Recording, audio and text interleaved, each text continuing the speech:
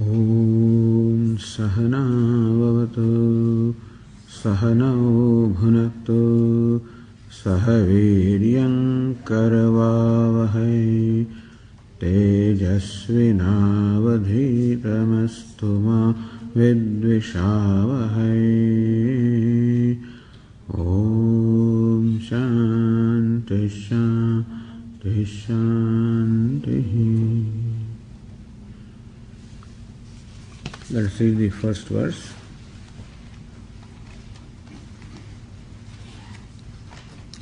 Shri Bhagavan Uvacha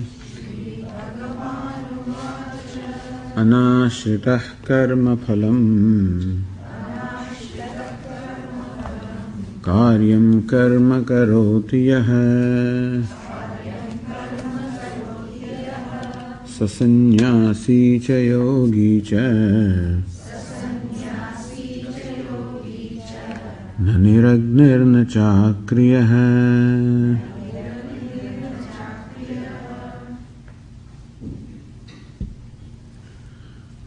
Karyam karma karotiyah. One who performs action that has to be done, or who performs action in a manner that it is performed as it should be performed. So two things are in here actually. That one should perform the action that is required to be performed, and one should perform that action in a manner which is also proper. Sometimes we shy away from performing a duty because it may be painful to do, the consequences may be painful. Or sometimes a duty that we are required to perform may not be it may not be offering any interesting results. It may not satisfy my ego. It may not, be there may be no incentive sometimes in performing the task that is in front of me. And therefore there may be a tendency to give it up. In the 18th chapter, Lord Krishna says, Dukkhamitya yat karma kaya klesha bhayat tyajet. Somebody gives up the duty because it is just too painful, because it is too much trouble, and therefore a person sometimes does not do what is required to be done. Which means that sometimes to do what is required to be done, one may have to be willing to accept unpleasantness or pain also. Like sometimes you have to be unpleasant also in your dealings. If you happen to be a group leader, a manager, and sometimes you have to let go a person working for you. Now, sometimes that becomes very difficult or very painful. Or sometimes you feel guilty that you are causing pain to somebody. But ultimately, if that has to be done, that has to be done. In short, in our life, there are things which we are required to do, which may not be always pleasant, which may be painful also. And even if it is painful to somebody, it may cause pain to me because I become the cause of somebody's pain. But sometimes, if in the larger interest, that has to be done, that has to be done. So karyam karma, whatever is appropriate in a given situation, the yogi does that. And as I said, sometimes doing what is right requires courage also. Sometimes you stick your neck out, sometimes, to do what is right. And so, sometimes I say, give me courage to change what I can. And so, sometimes doing what is right requires courage. Sometimes doing what is right requires me to be able to live with pain or unpleasantness. Sometimes doing something is not interesting at all because it does not seem to produce any personal benefit for me, and still one has to do that. So karyam karma. Therefore, as we said in the morning, that there is what we call a script for every role that one has to play, and therefore one should play or one should perform one's role according to script. So, in this cultural program that we have at the end of the week, one mother last week tells me, Swamiji, my son is very upset. little boy. Said, why? Because he just got a role of becoming some bird or an animal, that's all. Nothing else. He just comes to the stage as a bird and goes away. Nothing to talk. He feels, he doesn't like it. He's hurt. So this is also a role to be performed. Meaning that sometimes what we have to do may not bring us any great name, fame or recognition. What we do may not be visible also. Some people just have to do the background work and nobody knows what they are doing. Everybody wants visibility. Everybody wants the world to know what they have done. And therefore sometimes where such a visibility is not there, the work is not interesting. Because it does not give me any visibility, any credit, and so also people are not interested. So, that is, for various reasons, people just let go or drop what actually is required to be done in a given situation. Therefore, Lord Krishna says, anashritaha karma phalam. Without taking into account what karma phala meaning, without taking into account what personal benefit is involved. Meaning that this yogi performs action not because it brings a personal benefit to him or her, but performs action because it is the right thing to do. So doing what is right to do and doing the right way also. And right way is, as we said, while performing action, we follow dharma or the basic values of life. And that also is not easy at all. Following dharma or the values is not easy. Because it is everybody's experience that compromising values such as honesty or truthfulness sometimes has great incentives. I can get away with a lot of benefit if I tell a lie, if I am dishonest. And thus, very often, by compromising values, we stand to gain something. There are temptations. And so, that is the reason why the values seem to lose. Because we have these two kinds of values. One is what we call the universal values such as non-violence, truthfulness. And the other values also, and that is for wealth and name and fame and prosperity. Those values also we have. So these values of non-violence, the truthfulness are universal values. Because we are born with an awareness of those values. We are born actually with a value of those values. Everybody basically has value for non-violence. Inasmuch as I do not want to be violated or hurt by anybody. Everybody has a value for truthfulness inasmuch as I do not want anybody to tell me a lie. I don't want others to be dishonest to me. I don't want them to steal something that belongs to me. In that sense, we all have a value for these basic values, universal values. And therefore, if we had our way, then we would always want to follow these values.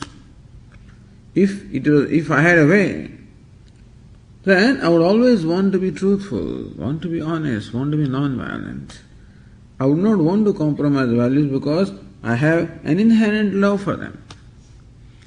Unfortunately, what happens is that we have other values as well. And that is the value for wealth, or power, or recognition, or name or fame. So when there is a clash between these two kinds of values,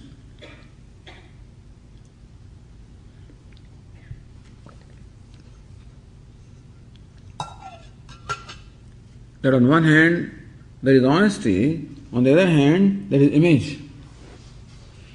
So, Swamiji, what's your salary? Suppose somebody says, no, I hesitate telling what my right salary is because I don't think I'm not very proud of it. What's your, on the birthday, when they celebrate, they ask you, how old are you? I don't like to tell them how old I am. So usually I tell them 5-10 years less than what I actually am, that's all.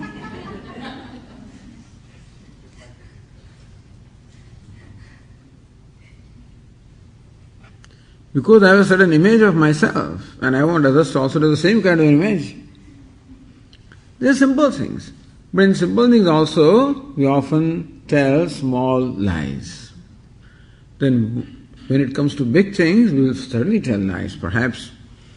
So therefore, we have these two sets of values. One are what we call the universal values with which we are born. Others are what we call acquired values, such as those of the wealth and name and fame and power. And when there is a clash between these two values, that's when the conflict arises. That is why where there are values, there are going to be conflicts. And who is this yogi? Karyam karma karoti hai.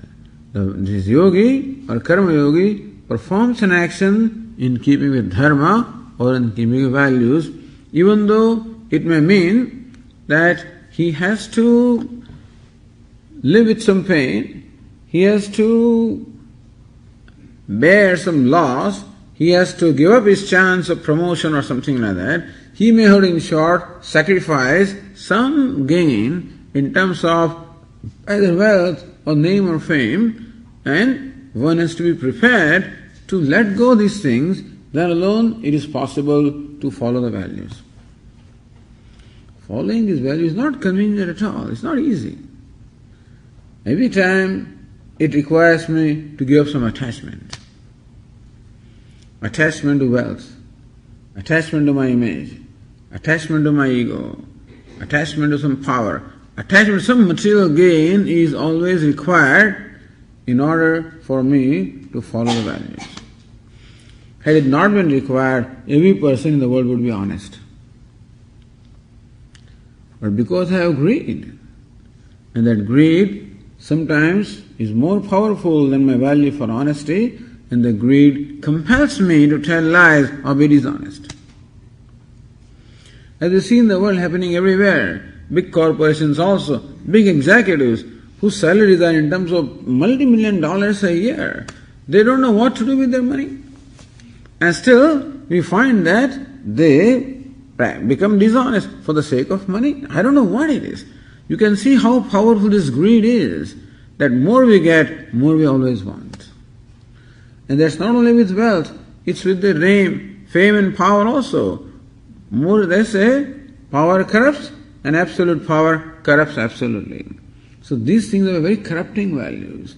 And more we have, more we want. Man never thinks whether or not this is really what I want in my life, but because this is how the greed is. More you have, more you want.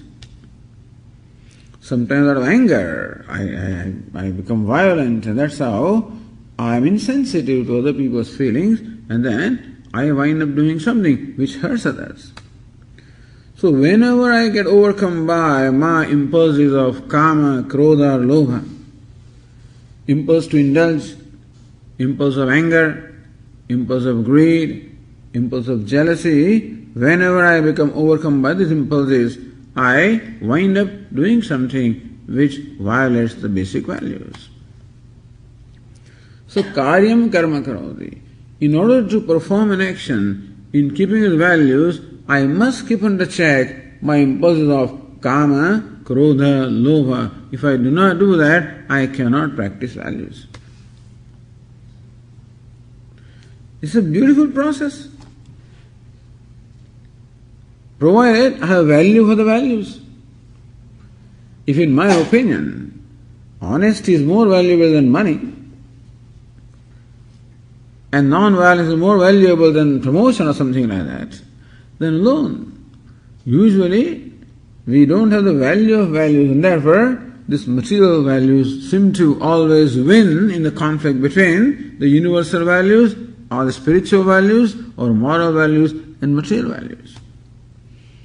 Therefore, it is important for us to recognize that the moral values are more valuable than material values.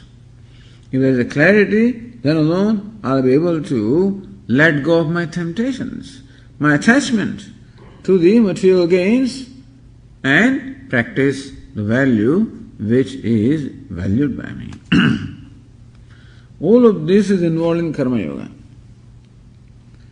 So performing the duty and not shirking the responsibility, performing the duty even though it may be painful, performing duty even though it may not bring any great recognition to me, and performing duty on the basis of dharma, on the basis of values, and not compromising values. Karyam karma karodhyah, this is a karma yogi. Anashritah karma phalam. And this becomes possible when he is not dependent upon karma phala, not dependent upon the results of action. It is not that a karma yogi performs action without expectation of a result. Because nobody can perform an action without a certain purpose in mind. So karma yogi also performs action with a purpose in mind. People usually translate that verse, karmanyavadikaraste ma phaleshu kadachana. Perform the actions without expectation of results. What is meant there? Perform the action with attachment to the results. No, expectation of result is one thing, attachment is another thing. An action cannot be performed without a purpose. I mean, you cannot be driving about unless you want to reach a destination. You cannot do anything unless there is some purpose behind it. That purpose is called prayojanam in Sanskrit. Therefore, it is understood that every action is performed with a purpose in mind. The purpose can be to acquire wealth, that can also be purpose. A karma yogi will not do that, but it can be purpose. A karma yogi will not perform actions for the sake of these material gains anyway. Because they say a karma yogi is necessarily a mumukshu, meaning he has an understanding of the basics of the life. Said in the morning that yo ve bhuma tat sukham, happiness is only in that which is limitless, happiness is only in the self. So he is very clear that my life should become a process of unfolding my true nature, of removing obstacles which deprive me of the benefit of what I am. Therefore, his primary purpose of performing actions is to get rid of the obstacles rather than acquire things that he does not have. So, karma yogi does not shoot generally for wealth and name and fame because he is not a karma yogi, he is a samsari. At the same time, therefore, he is not dependent upon the result of the action for his comfort or happiness. Whatever result comes, he is willing to accept gracefully. That is the purpose. But he does not insist that just because I perform an action, that it must necessarily acquire, it must achieve a certain result. Just because I do something, therefore it must work out, he doesn't have this insistence. He leaves it to Ishvara, he leaves it to order, that here is what I did, this is my offering to you. You do what you want to do with it. Sometimes when we give a gift, then we make a condition, Swamiji, this I am giving, but it is for you personally to use. It is only for your use and not for anybody else. So this lady comes and gives a very, very expensive shawl to this Swamiji. And even as this woman is standing, this Swami gives it to somebody there, right there. Now that was a bit too much, I think, I think the Swamiji should have waited, at least. But right away, she says, Swamiji, I gave it to you, not to be given away. That Swami took the shawl back. Says, here it is, take it. Because once you give me, it belongs to me. Then I decide what to do with it, and not you. If you don't decide, keep it with you. When I give it to somebody, then of course I give it to them, they decide what they want to do. Similarly, when I perform an action, I give it to Ishvara. He has to decide what to do with it. Then I cannot put conditions that because I did, therefore you should do something like that. Lord Krishna says, Karmanyavadikaraste ma phaleshu kadachana. Your role is to perform the action, but do not determine result, because Lord Krishna says, I have to determine the result, you have to determine the karma. Don't put me in tension. Although we put Lord is also in tension. The Lord, remember I have done this, okay? Then I expect this result. He is in tension. Because what I expect may not be always the best.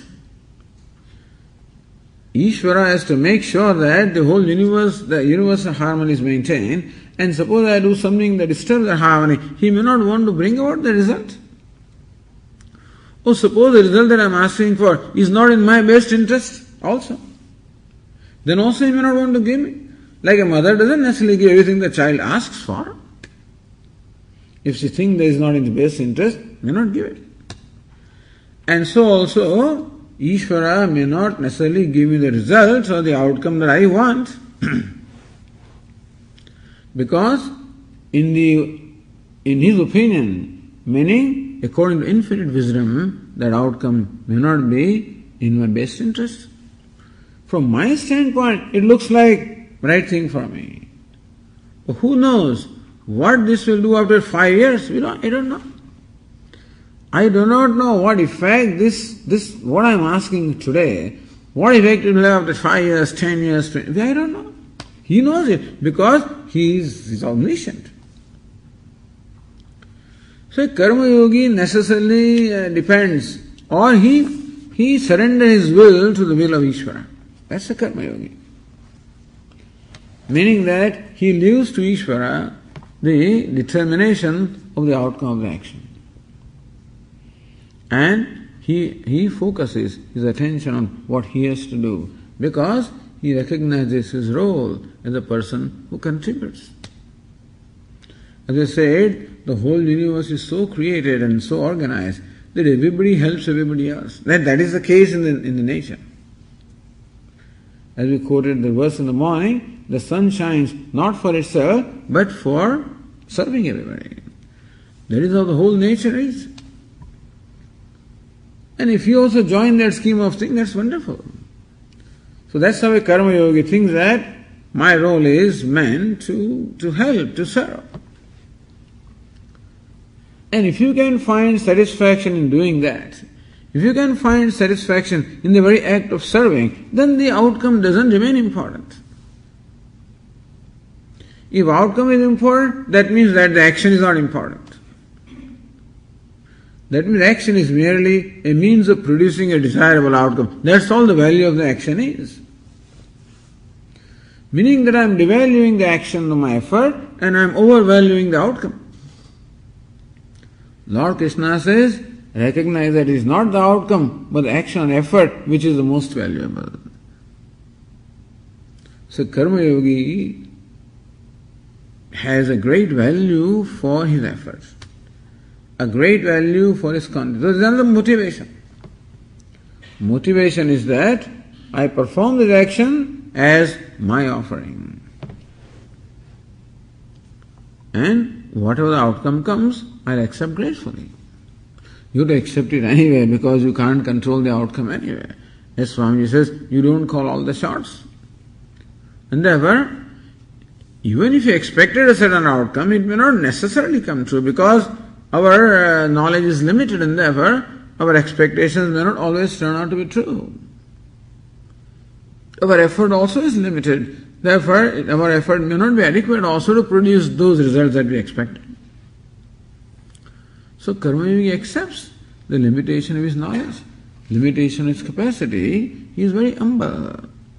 He owns up his limitations also and recognizes that I do not control everything.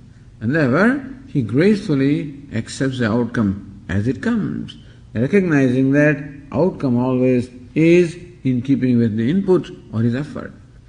That there is fairness in the universe, and therefore, whatever I do, as you sow, so you reap. Swamiji, this is all in theory. Where is the fairness? There are these 5 fellows working together, they are all colleagues. But the boss likes this particular one more than the other one. Why? Because he sometimes meets the boss in the evening and then has a drink and stuff like that, and the other fellows don't have it. These things work better, Swamiji, you don't know in this world. So that's what brings the results. Not your hard work, but your context, your social skills, your ability to sell yourself, ability to project yourself, that's what counts. Not what you do. So merely hard work or honest work is not enough. Is not enough for what? Is not enough to get you promotion, maybe. But ultimately I am telling you that I am sure even in the most materialistic society also, in most competitive society or any society, market-oriented society, where only performance counts, there also, I do not think that a hard-working person would suffer. He may not perhaps gain the kind of benefit a smarter person may get away with. It's possible. But he's not very smart. Understand, smartness also is one of the things required, in the life, but still. I'm sure that everybody recognizes a person who is working hard, recognizes his contribution, and even though they may not value him as much as they value some other person, but definitely his value is recognized. I do not think the management is so stupid as not to recognize your value just because you don't drink with that fellow, or just because you don't have those skills. You may not get certain benefits, but then I don't think that you have to suffer if you are a competent person. Sometimes a person is not competent, and then he expects still the kind of benefit that other people get. The karma yogi will always do his best. He will also improve his competence. He'll also work hard. He'll put the best effort and leaves the rest. Anashritaha karma phalam. The important thing for karma yogi is that his mind is not bothered about the outcome. Usually, we know that outcome is very uncertain. And uncertainty causes anxiety. What will happen? Will I be successful or not? Will I get what I want or not? And that anxiety for the result or anxiety for the outcome affects the quality of the action also, because while he's performing his action, then also the anxiety for what the outcome will be, that anxiety will affect his performance. So karma yogi is not concerned, he's not anxious about the outcome. I assume he's not concerned, he's not anxious about the outcome.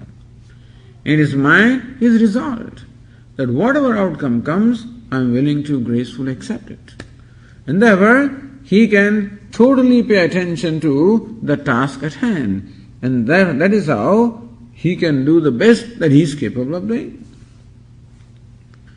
So what Lord Krishna teaches is very practical also, it's very practical also.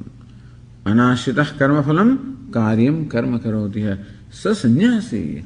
Lord Krishna says this person is sannyasi. Hey, we thought sannyasi is a person who has given up all the actions, all the duties. He is sannyasi. This person is performing duty. How can you call him sannyasi? But what is meant by sannyas? Sannyasi is renunciate.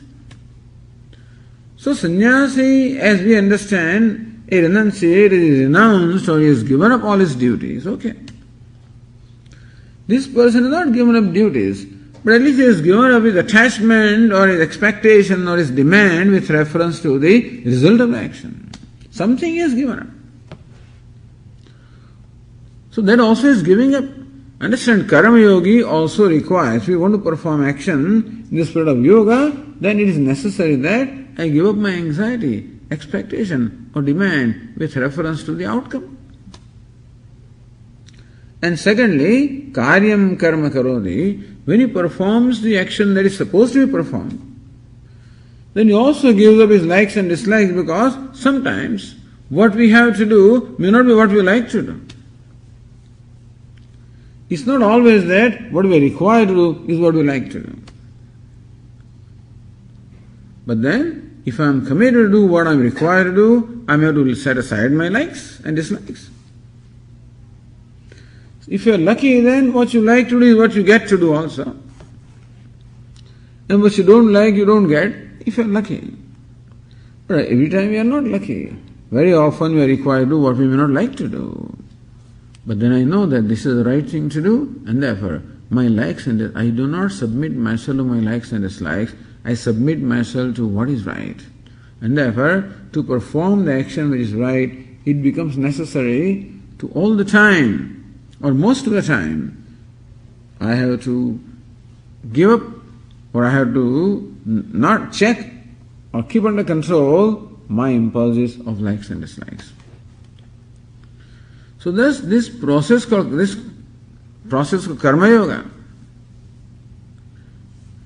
becomes a process of progressively giving up the likes and dislikes, giving up attachments, because I cannot follow values if I am attached to a name, fame and wealth. Therefore, attachment has to be given up.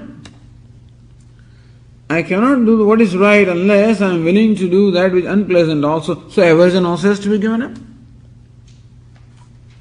So Karma Yogi constantly is required to give up his attachments and aversions, his likes and dislikes. These likes and dislikes are born of insecurities. Likes and dislikes are born of the ego or insecurities. So really there is nothing to be lost in giving up likes and dislikes. But I find it very painful because I think that what I like is what I like to do, and then so it is painful to give up our attachment and aversion. It creates conflict in the beginning.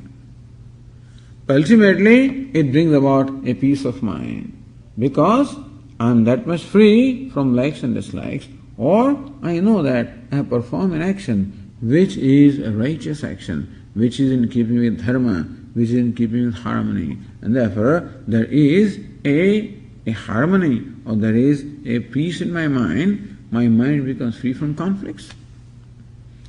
On the other hand, when a person compromises dharma or the values, he is going to create conflict. But as we said, when I deliberately tell a lie, it's going to create conflict in my mind. And when the mind, see, what is the problem? What is the difficulty in performing meditation, Why do we have difficulty in performing meditation or any mental activity which requires focus? Is that all these little conflicts, these conflicts in fact come in our way. Usually the conflicts which are embedded in my mind do not have an opportunity to express themselves because I keep my mind busy with one or other activities. But now for meditation, when I make my mind free of all activities, then those fellows come out, Usually I do not allow them. Usually avoid my conflicts and anxiety. I avoid them by keeping my mind engaged in one activity or the other. These workaholics, people keep working because they do not want to face themselves, that's all.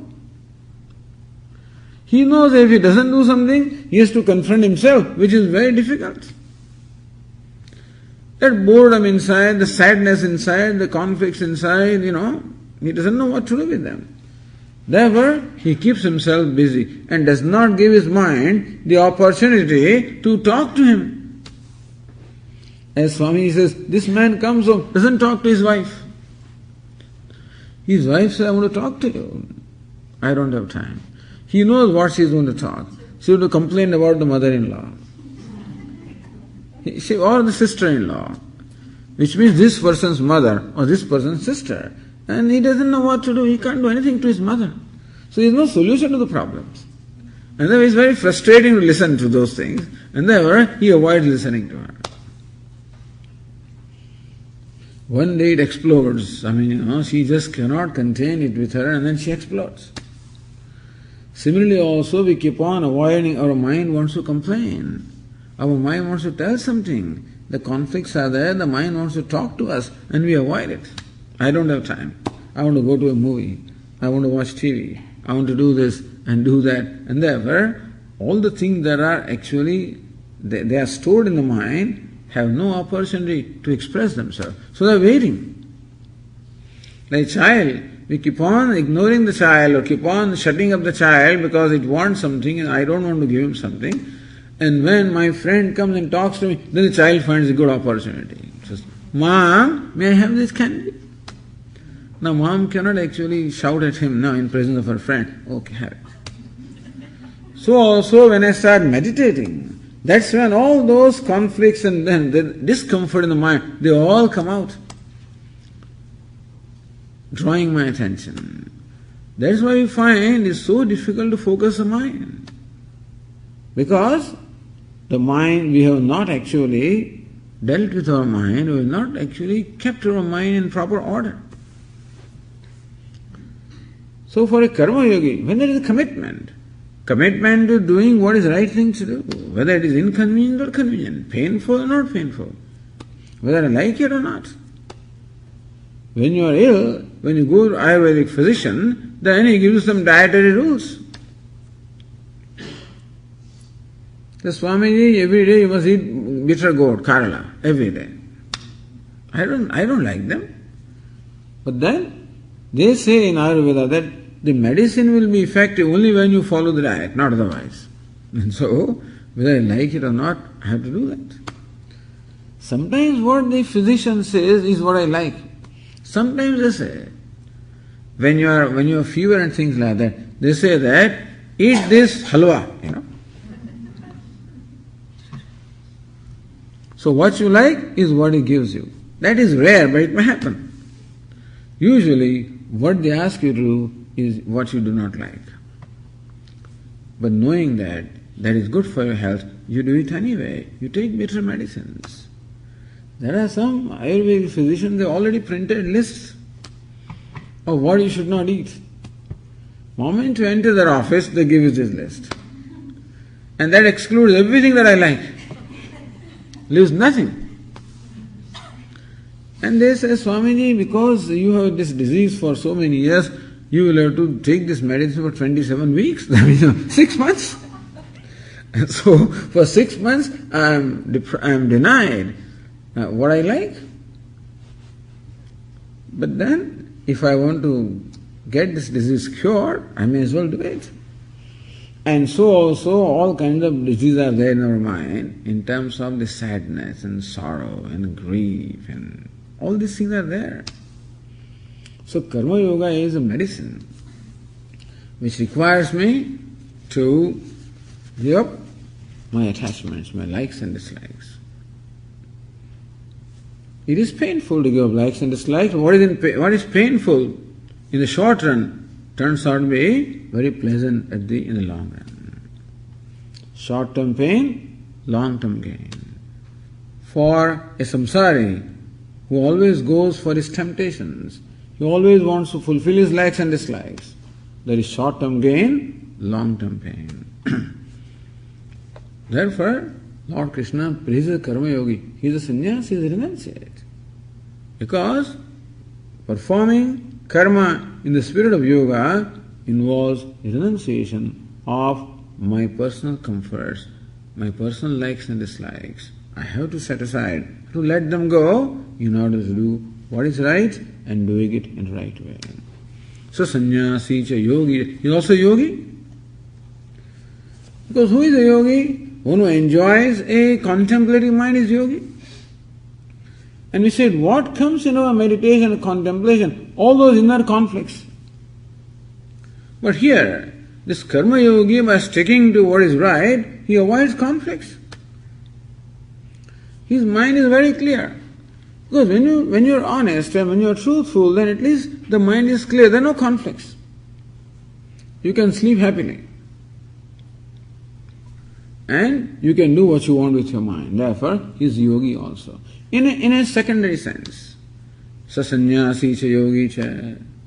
So Lord Krishna praises a karma yogi by equating him to a sannyasi, to a renunciate. And also equating him to a yogi. Yogi is a person with a complete control over his mind. Still, karma yogi is not a yogi in the primary sense. Chitta vritti nirodha, one who has completely, totally made his mind free from all chitta vrittis or all thoughts, he's not a yogi like that. But at least he becomes free from the disturbing thoughts, understand? The likes and dislikes are very irritants. And therefore this karma yogi progressively acquires a mind that becomes free from these likes and dislikes, which are disturbing things. So he is a yogi to some extent because he does possess a mind which is free from these disturbances and distractions. He is also a sannyasi because he all the time renounces his attachments, his likes and dislikes. Therefore, sa sannyasi cha yogi cha, he is both a sannyasi as well as yogi. Which means that someday he will become a real sannyasi and a real yogi also. Who is a real sannyasi? A real sannyasi is a wise person. who knows himself as actionless self, and therefore, as we say in the morning, he is sannyasi by virtue of his wisdom. But when Lord Krishna says that karma yogi is a sannyasi, which means that someday he'll become a sannyasi. And who is a yogi? Yogi is a person whose mind is completely free from all thoughts, meaning who enjoys a completely abiding mind, who abides in his own self. Someday this karma yogi will become yogi also. So sannyasi cha yogi cha. If you have value for that, if becoming a sannyasi or becoming a yogi is the goal. As I said, who is a sannyasi? Is a person who is a renunciate by virtue of his wisdom, who enjoys an abiding wisdom. That is a sannyasi. He is free from the sense of doership. And therefore, even when actions are performed, he knows that I, the self, does not perform any action. It is by virtue of that wisdom that he is a sannyasi. If that's what we want, who is the yogi? Yogi is the one who abides in the knowledge of his true nature. He is the yogi. Same as sannyasi. Same as the wise person. If that is what we want to become, then karma yoga is the means. If that's not what I want to become, then karma yoga is the wrong thing. So sometimes this teaching creates conflicts in people. Because if our goals continue to be only wealth and name and fame, let us say, if they continue to be the goals, and then you try to practice karma yoga, sometimes it doesn't work out. Because that karma yoga is meant for making us sannyasis and yogis. Not sannyasi in terms of, lifestyle, but definitely sannyasi in terms of wisdom. Yogis in terms of a complete control over the mind, mastery over the mind. That's what this is meant for. If there is value for that. As I say, if I recognize that happiness is the nature of self, and all I need to do is to remove the obstacles in the manifestation of that, and obstacles are all ignorance, and the ego, and likes and dislikes. Then karma yoga is the process of removing those obstacles, which leads me ultimately to abidance in my nature, which is fullness, which is wholeness, which is freedom, which is happiness, which is really the goal. Even through acquiring the material ends also, what a person is seeking is that, doesn't know that. So that if the goal is very clear, there is no conflict in living the life of karma yoga. Therefore, Lord Krishna here begins the chapter of dhyana yoga, or the yoga of meditation, by actually first praising a karma yogi, thereby implying that karma yoga or living life of action, the spirit of yoga is required to prepare the mind for meditation or contemplation. Then na niragnihi, na chakriya, that is also there. Niragnihi. Agni means fire. Niragnihi means one who is given a fire.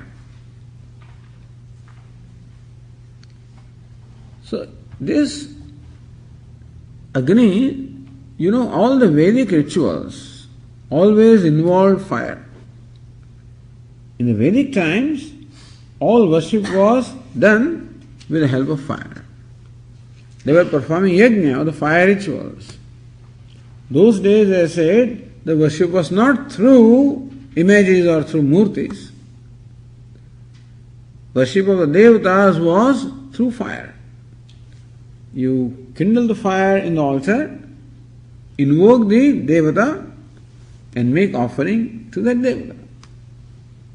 Either you think that the fire, devata is right there in the fire and therefore you are offering, or you may say that the fire is the carrier who takes his offering to the respective devata. Therefore, Vedic rituals involved always fire. So when a person becomes a renunciate, when he says that I am giving up all my duties, meaning that from now on he does not have to perform any daily or obligatory duties. See, Vedas prescribe for everybody the daily duties that a person is required to perform every day. Every person was required to perform 5 kinds of yajnas. Meaning there must be offering in life of a person. Yajnas are offering made to the devatas by way of homa. Offering made to the mains also by way of tarpanam or also by way of sometimes homas. Offering made to sages by way of repeating the Vedas and passing on to the others. Offerings made to other human beings by way of giving them food and shelter. And offerings made to other living beings by way of giving them food, like to the cows and to the trees and to the insects. So Vedas prescribe that in life of every human being these offerings must be there. That's called daily duty, every day. In fact, Vedic times when a person gets married, the husband and wife, so on the day of the marriage, were supposed to perform Agnihotra karma. Every morning and evening, you're supposed to make an offering. Until the person dies or becomes infirm. The idea is that a life of dharma, according to the prescription of Veda, always involves an offering. Often offering to fire.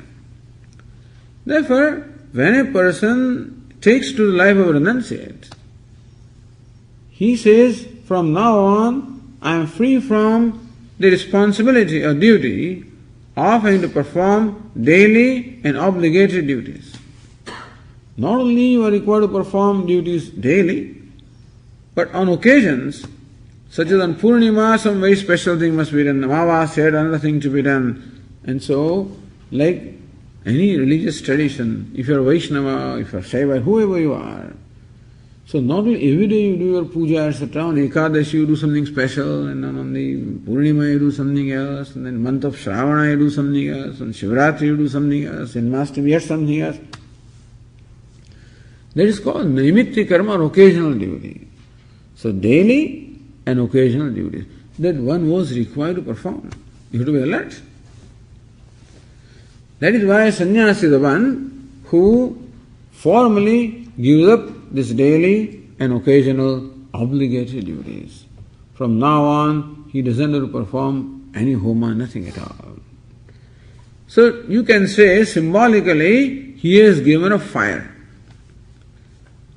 He has given up all duties because duties always involve the fire, and then we can say that a sannyasi is the one who has given up fire.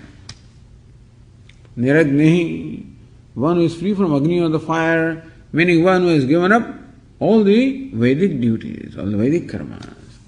So Niragnihi, this expression, the one that is renounced the fire, refers to the sannyasi or renunciate. Meaning, because, as I said, performing Vedic karmas always involved fire, and renouncing those karmas meant that you are renouncing fire. So Niragnihi is a term that describes a sannyasi. Na Niragnihi, na cha akriya. A yogi, on the other hand, has given up all activities because he has stilled his mind completely, and therefore he performs no action at all. He's totally free from all activities. So akriya, the one who is without any kriya or activity, that term describes a yogi. Niragnihi, so sannyasi is niragni, see sasannyasi cha yogi cha.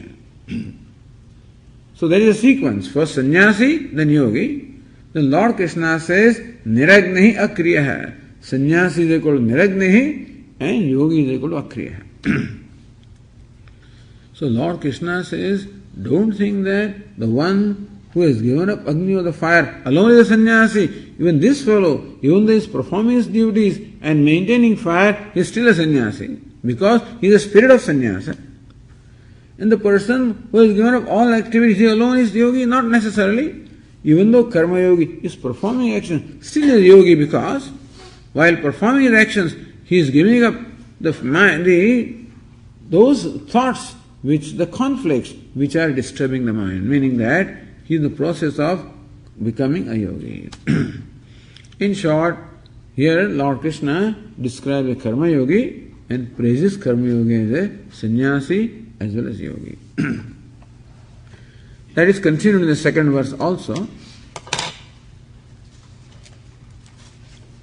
Some people translate this verse in a different way, That a niragni, one who is given up Agni, is not a sannyasi. Akriya, one who is given up Kriya, is not a yogi. But this fellow is a sannyasi and yogi. But that should not be, not only niragni and Akriya, but this person also is a sannyasi and a yogi.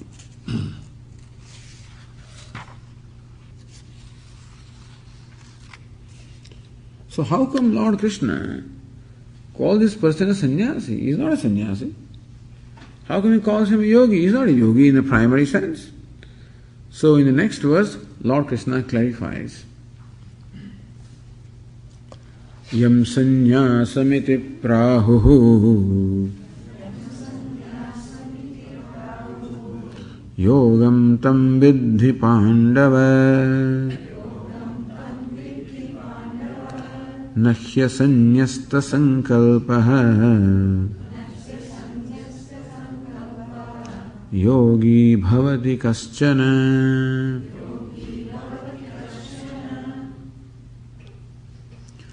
Yam sanyasamiti prahuhu. Hey Pandava, hey Arjuna, Vidhi, understand that yam sanyasamiti prahuhu, that which is called sannyasa, tam yogam vidhi. Understand that what is karma yoga is nothing but sannyasa. Again, Lord Krishna repeats that a karma yogi is a sannyasi, which it is not. Understand? Because sannyasi is the one who has formally renounced all the duties and therefore now living a life of renunciate who doesn't perform any duties. As you said, he is a person who has devoted himself to a contemplative life, seeking knowledge. Or a sannyasi is the one who is paramadika sannyasi, meaning who is a sannyasi or renunciate by virtue of wisdom, meaning who knows the self as actionless and therefore does not know that he or self does not perform action even when actions are being performed. So in either way this karma yogi is not a sannyasi because he has neither given up his duties nor does he have the knowledge that I am actionless self.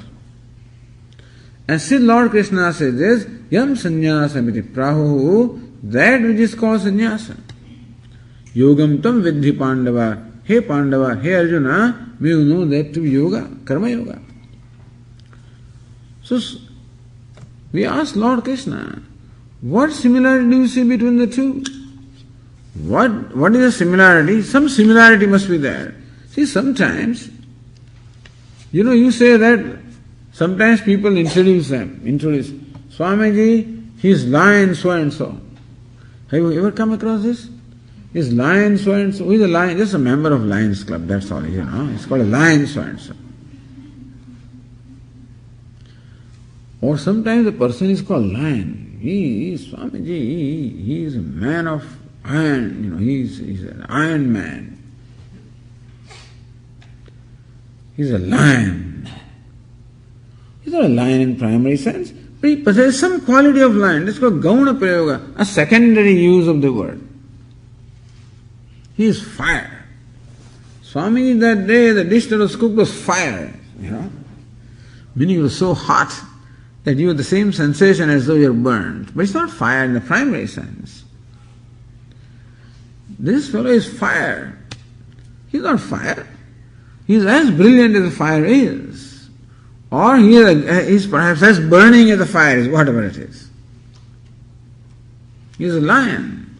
He's as fearless as a lion is, or he's as ferocious as a lion is, whatever. Some quality is there. And therefore, it is customary to use such expressions in what we call a secondary sense, not in a primary sense. Thus, we call a person a lion because he possesses some qualities which the lion has. You call this person a fire because he possesses some quality quality that fire has.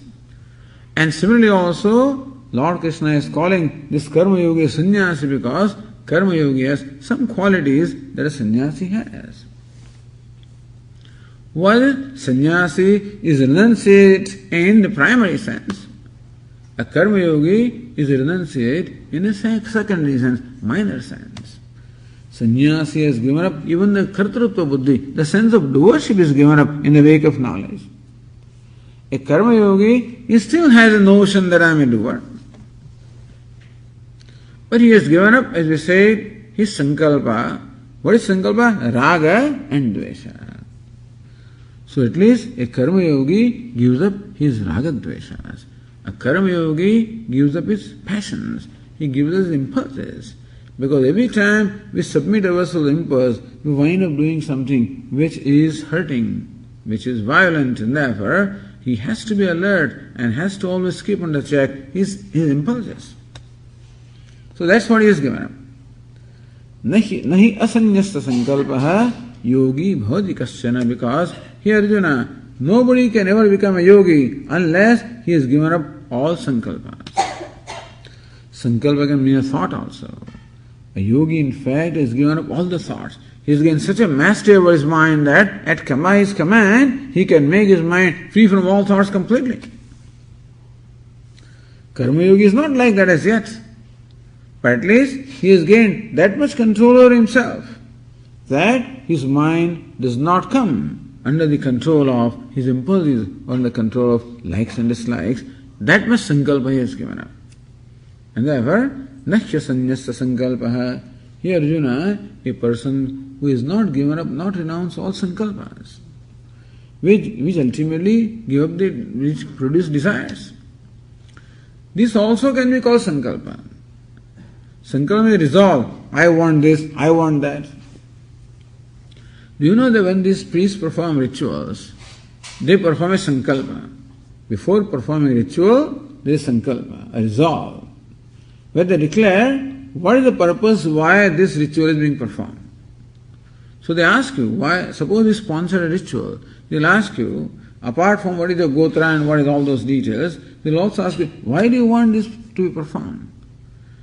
Then I will tell them, because of my health, because I want wealth, because I want certain thing, my daughter or son. Some purpose I will tell. And then he will say, okay, may this action bring about this kind of result for this sponsor. Let's go sankalpa. Sankalpa means a desire, keeping which in mind I perform an action. Sankalpa means a desire. I want this, I want that. So usually a person performs action to fulfill the desires, whereas the karma yogi performs action not to fulfill his desire. He performs an action because to fulfill his duty rather than to fulfill the desire. So karma yoga also ultimately amounts to saying that he is the person who performs actions without the desire, meaning that he does not have a personal agenda in performing an action. What is meant by desire is a personal agenda. When we want to gratify our ego, when I want some gratification from an action, I want the action to produce some gratification of senses, that it produces something that I like to enjoy. Or it gives me gratification of ego, it gives me some name and fame or recognition. So usually there is a calculation behind performing an action, that a person is seeking some or other gratification. But karma yogi does not perform action for gratification. He is not seeking gratification of senses, nor is seeking gratification of ego. He recognizes that more gratification I seek, more my mind will demand. Because this gratification is like fire, and more we satisfy, more demanding it becomes. So a karma yogi performs action not for his gratification. He performs action as a contribution, as an offering. Therefore, this sankalpa, all this desire for gratification, which is a common motivating factor. The common motivating factor behind performing any action is that a person who performs action seeks some or the other gratification.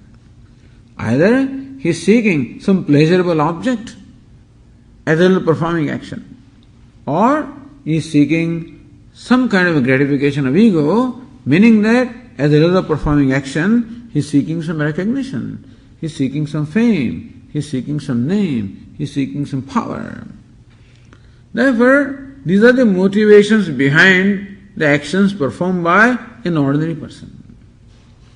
The only problem is that even if an action satisfies this desire, then it is not that desire is satisfied forever, then the mind wants the more of the same thing.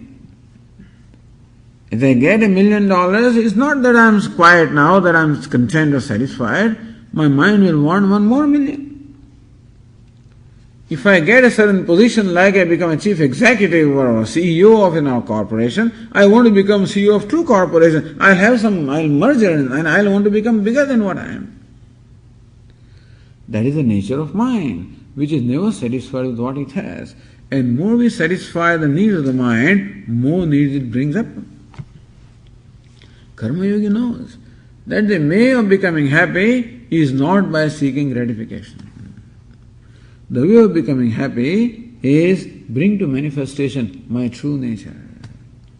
By removing the obstacles of likes and dislikes. In fact, this desire for gratification is a very obstacle which deprives me of gratification by self. As long as I am seeking gratification from non-self, so long I am deprived the gratification of self. Therefore, sankalpa, karma yogi does not perform action with a personal agenda, with a desire for personal gratification. He performs action with a certain purpose. As I said, more as a contributor, more as help, more as serving, more as an offering. A karma yogi is a person who performs action in the spirit of devotion as his offering to Ishvara. Who has given him all this? Person recognizes that so much has been given to me. That body, mind, intellect, all these are given, so many things are given to me. Now is my place to give back. We tell our children also that look, as long as your children are young, you are the receivers. You are the receivers. And it is true also that parents have to give to the children. Then alone the children can grow. Just as when we are raising a plant, we have to give to the plant what it requires. In terms of water, in terms of soil, in terms of protection, in terms of support, in terms of manure, whatever. Someday this thing will become a tree. Then it will no more a requirer.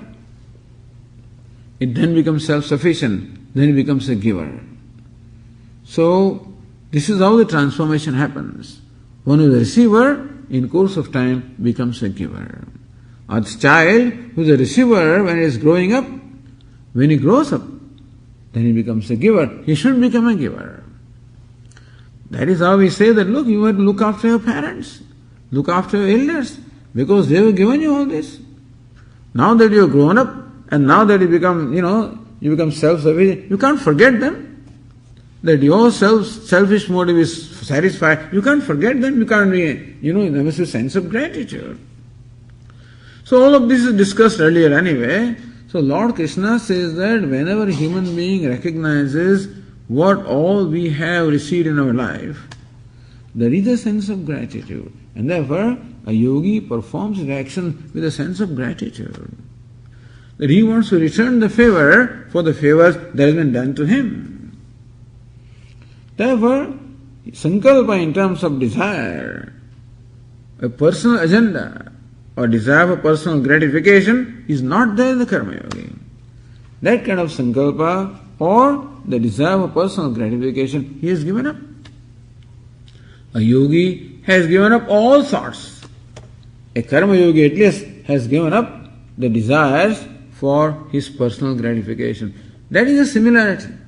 To some extent, the karma yogi also has the traits of the main yogi.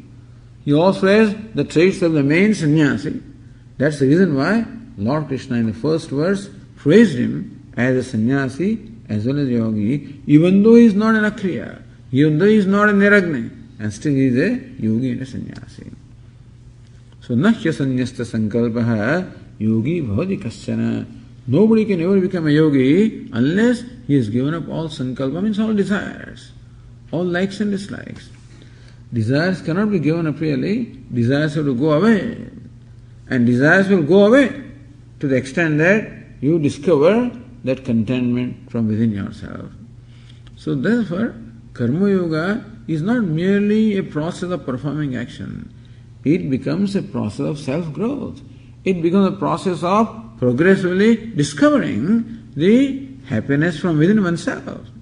Therefore, Karma Yoga in fact produces immediate gratification from within.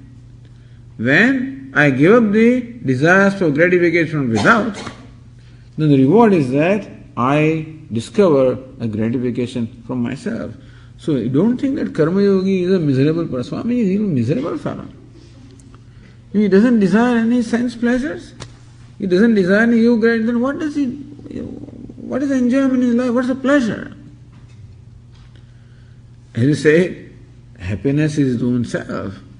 And by giving up these desires, he is only removing the clouds which are covering this happiness. And therefore, he is progressively bringing to manifestation happiness of his own self.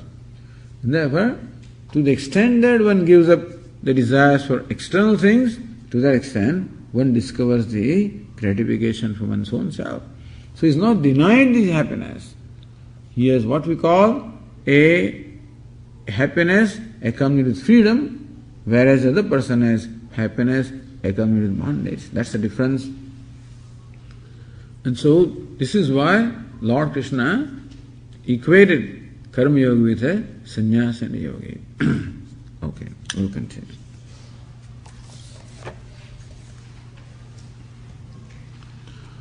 Om Purnamadah Purnamidam Purnat Purnamudachyate Purnasya Purnamadaya Purnameva Vashishyate. Om Shanti Shanti Shanti.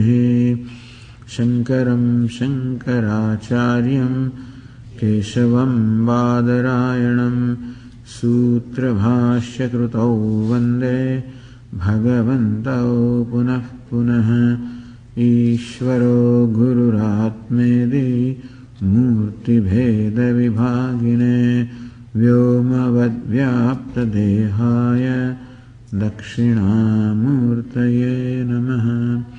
Om Shanti Shanti Shanti. Hari Om. Shri Gurubhyo Namaha. Hari Om.